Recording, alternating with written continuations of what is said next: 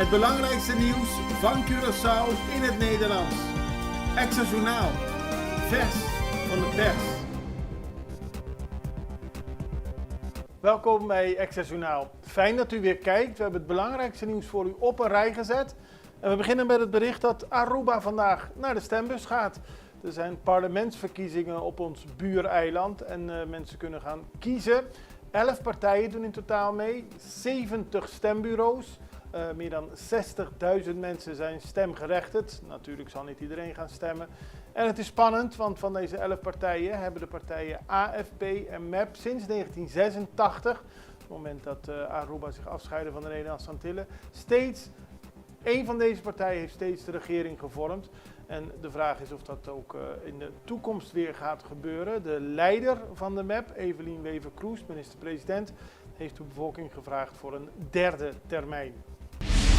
Volgens de rechter moeten beide partijen niet zo kinderachtig doen. En om welke partijen gaat het? Om enerzijds onderwijsvakbond Doen, aan de andere kant het Rooms-Katholiek Schoolbestuur. Die eindigde gisteren voor de rechtbank, omdat alleen al het punt hoe ze gaan onderhandelen niet leidt tot een akkoord. Dus nog voordat er onderhandeld wordt over de arbeidsvoorwaarden van docenten, verbetering van zaken binnen het onderwijs, is er frictie ontstaan tussen enerzijds de Rooms-Katholiek Schoolbestuur, anderzijds onderwijsvakbond Doen over de voorwaarden die worden gesteld door het schoolbestuur. Nou, de rechter zegt, jongens, even niet zo kinderachtig doen, water bij de wijn, ga zitten, praten, want de leden worden de dupe als jullie niet eens om tafel kunnen gaan zitten. Hij zal later deze maand nog uitspraak doen, maar hoopt nu dat de partijen met haar woorden, de woorden van de rechter, daadwerkelijk gaan onderhandelen. SSC schrijft ouders aan en dat heeft allemaal te maken met het feit dat ouders soms borg staan voor hun kinderen die studiefinanciering krijgen. En soms moeten die een herinnering krijgen over het geld dat ze daadwerkelijk moeten betalen. De Stichting Studiefinanciering Curaçao heeft brieven gestuurd aan ouders om openstaande schulden af te lossen. Dat zegt Sidney Justiana, directeur van SSC. Hij legt uit dat de SSC een instantie is die overheidssubsidies ontvangt, maar verantwoordelijk is voor het innen van de studieleningen die aan de jongeren zijn verstrekt. Soms blijven jongeren helemaal buiten beeld en willen niks meer met SSC te maken hebben als ze voor een deel studiefinanciering hebben gekregen. En daarom moet er nu duidelijkheid komen. En het beste is, zegt de directeur van SSC, dat er gewoon contact wordt gezocht met de stichting. Fietser aangereden op de Caracas Baaiweg. Dat gebeurde gisteren. Een auto reed daar tegen een fietser op de Caracas Baaiweg aan. De fietser liep verschillende verwondingen op, vooral aan zijn benen en aan zijn borst. En daarvoor moest een ambulance komen en moest de man naar het CMC worden gebracht. De politie samen met Forendus heeft de zaak in onderzoek. Dan familie van verkeersslachtoffer komt bijeen en dat gaat over het tragische ongeval op de Caminda Andrew Jones begin deze week, waarbij Shanidi Alberta Daal Costa de Jesus omkwam. En de familie en vrienden zijn gisteren op die plek bijeengekomen en hebben stilgestaan bij het afschuwelijke feit dat deze jonge vrouw gewoon uit het leven is gerukt door een auto-ongeluk. Zoals bekend is de chauffeur eerst gevlucht, maar later heeft hij zichzelf aangemeld.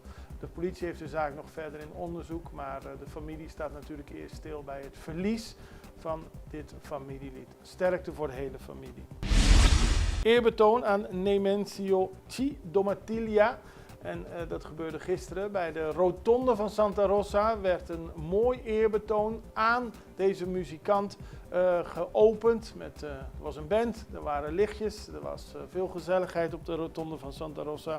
En Domatiglia was mandolinespeler in de Grupo Tipico Santa Rosa.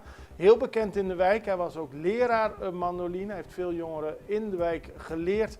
De eerste basisbeginselen van dit snaarinstrument. En nu staat er een mooi eerbetoon en tegelijkertijd een kerstversiering op de rotonde van Santa Rosa. En dan gaan we nog naar de viering van Sinterklaas, want er werd dit jaar minder aandacht besteed aan het bezoek van de Goedheiligman. Er waren wel feesten en ook bij veel mensen thuis werden cadeautjes uitgepakt, maar we hebben een paar beelden van de activiteiten die de Sint gisteren op Curaçao heeft uitgevoerd. Maar ik denk dat we wel kunnen concluderen dat er heel veel aandacht ook is voor het kerstfeest. Al voor Sinterklaas naar huis is gegaan. Maar Kerstmis komt eraan en daar zullen we nog veel meer van merken. We gaan even over naar een break. Tot zo.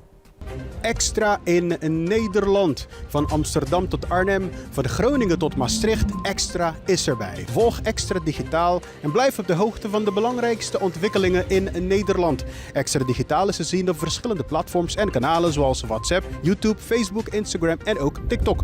Wilt u ons op de hoogte brengen van een evenement of iets doorgeven? Neem contact op via WhatsApp, e-mail, Facebook of bel gewoon 06 1364 2945. Volg of abonneer je op Extra Digitaal. Klik aan en volg ons.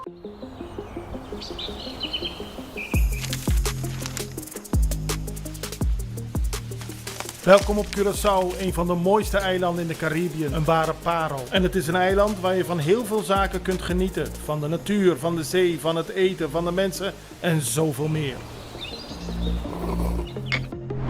Curaçao is een eiland waar heel veel gebeurt op het gebied van politiek, cultuur, sport en zoveel meer. Een Extra Journaal brengt het belangrijkste nieuws van Curaçao. Maar we hebben ook aandacht voor al het nieuws op Bonaire en Aruba en op de bovenwinden, Saba, Sint Maarten en Sint Eustatius. En we belichten al het nieuws van alle kanten. Het nieuws is duidelijk, actueel en vers van de pers. Extra Journaal, elke werkdag op Salto. Op Curaçao zijn we de hele dag bezig met het maken van Extra Journaal. Volg ons op je favoriete Amsterdamse zender. Tauro.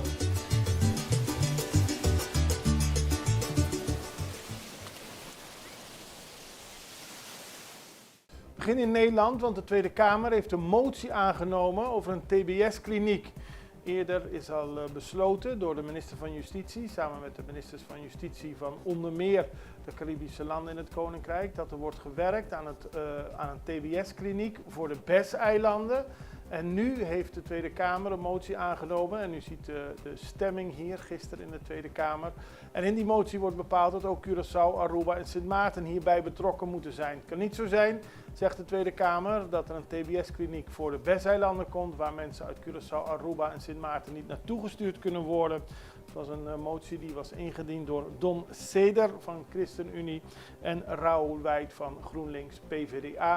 En er was een meerderheid in de Kamer die wil dat ook Curaçao, Aruba en Sint Maarten gebruik kunnen maken als er criminelen zijn die psychische begeleiding en onderzoek nodig hebben.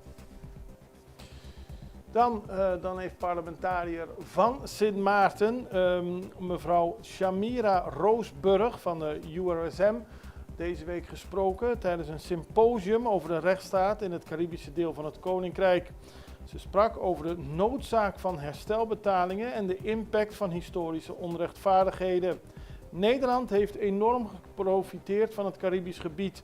Om de landen in het Koninkrijk de kans te geven te herstellen en vooruit te gaan, moeten herstelbetalingen eerst worden aangepakt. De weg naar zelfvoorziening begint met het rechtzetten van onrecht en het herstellen van wat er verschuldigd is. Over dit onderwerp is ook tijdens de conferentie verder gesproken. Voor Roosberg was het een belangrijke bijeenkomst om ook haar kant van het verhaal te horen, de kant van het verhaal van Sint Maarten. En dan gaat het vooral over de herstelbetalingen en het historische onrecht dat geadresseerd moet worden, dat erkend moet worden en waar een herstelbetaling voor moet worden betaald. Aldus Roosburg. Dan gaan we naar Curaçao, want 1 op de 3 op Curaçao aanwezige koraalsoorten wordt met uitsterven bedreigd. Dat maakte Kamabi gisteren bekend. Dat was onlangs een klimaatconferentie in Azerbeidzjan. En daarbij werd een nieuwe lijst, een zogenaamde rode lijst van bedreigde dier- en plantensoorten bekendgemaakt. De vorige lijst werd in 2008 gepresenteerd. De afgelopen jaren is er informatie over alle bijna 900 verschillende koraalsoorten geëvalueerd. En de koraalsoorten in het Caribisch gebied, dat zijn er 66, die komen ook allemaal voor op Curaçao. Daar worden er 19 zo ernstig in hun voortbestaan van bedreigd, dat ze in de toekomst in het gehele Caribisch gebied dreigen uit te sterven. Kamabi wil hier werk aan maken en daar heeft ook Curaçao een rol in. En u ziet op de beelden hoe mooi deze koralen kunnen zijn. Dan gaan we nog naar internationaal nieuws, want er is hoog bezoek in Uruguay. Daar komen de leiders van Zuid-Amerika bij elkaar, maar ook de leider van de Europese Unie. De voorzitter van de Europese Commissie, Ursula von der Leyen, gaat vandaag praten met het Mercosur-blok. Dat is de blok van verschillende landen in Latijns-Amerika en Zuid-Amerika.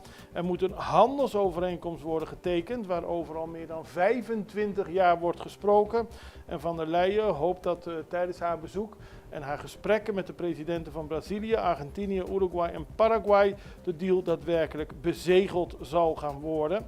De overeenkomst heeft in Europa tot veel verdeeldheid geraakt omdat critici vrezen voor goedkope importen en negatieve milieueffecten. Er wordt over gesproken en men hoopt later vandaag met meer duidelijkheid te kunnen komen. We houden u daarvan op de hoogte. Net zoals we u op de hoogte houden van al het nieuws hier in de regio. En we hopen ook dat u daar naar blijft kijken. We zijn er binnenkort weer en ik hoop u ook het allerbeste. Tot ziens. Dag.